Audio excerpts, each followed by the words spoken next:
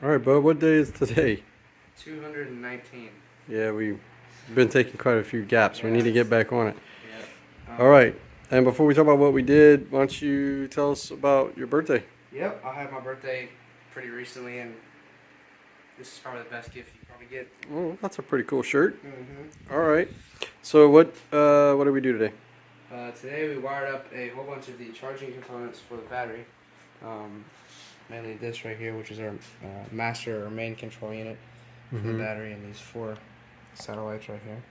Right, but we don't have the bulk of the work done, which is all of these plugs, right? So we've got 96 plus wires to still wire from here to the battery. So we haven't done that yet. But we thought we would try to just like get it all on and like see if things power up and talk. So we got the charger down here, and then we wired up our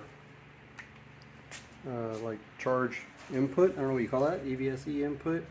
So that's from the Nissan Leaf, and it's working so far. So we got all that plugged up. What else did we do today?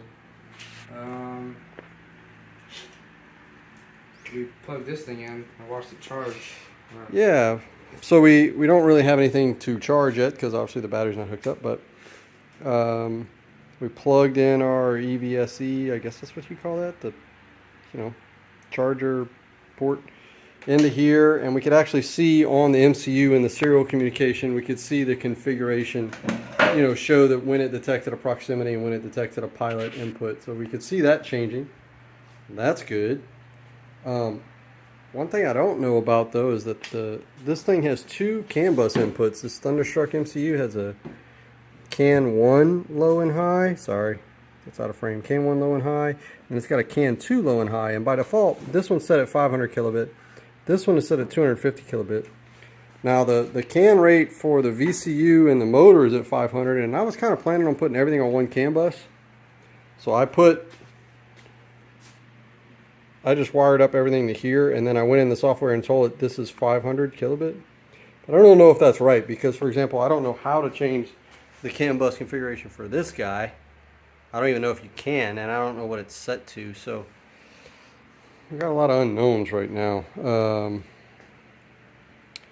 Got to figure out if, do I have to separate the controller from the vehicle CAN bus here? I don't know. Another thing we don't know is the MCU came with this little buzzer alert thing. So you can alert yourself to certain conditions, like presumably with the battery or the charging system. But I don't know where to wire it up. I mean, I think they have all of these customizable outputs and you can set them for different alerts. So I'm guessing what they intend for you to do is maybe just put this inside the car and you configure, I want this to come on when the battery, when this fault occurs or something. But I don't know. They didn't really have anything in the, they have a lot in the user's guide about configuring these outputs. It doesn't have anything for this, what they suggest for this buzzer. So that's another thing I got to figure out. What else? Got a custom. Yeah, we did get a custom forward and reverse switch made. It's not powered up right now, but hoping to be able to put the resistor on there and be able to use that. Hopefully we'll be able to mount it to the left. Yeah, somewhere to the left of the steering wheel. For some reason, Porsche has a history of putting the ignition on the left of their steering wheel. And our car doesn't have that, but why not put the... You thought maybe we'd honor it by putting the gear select on the left? Yeah. That could be cool. And then I thought maybe we had fixed our little custom CAN bus or little vehicle monitor GUI thing. I thought maybe we'd figured out the reasons why it kept resetting in the middle, but I saw it reset again today when we plugged in the charger. So obviously we haven't had that fixed. I don't know why it keeps resetting, but I'll have to figure that out. It's obviously not a critical piece. It's just a fun piece. So yeah. So the MCU is talking. It's showing information, and we just gotta, I guess, get the BMS stuff wired up so that we can get to the next, step. Yep. Sound good? Mm-hmm. All right, good job, bud. we are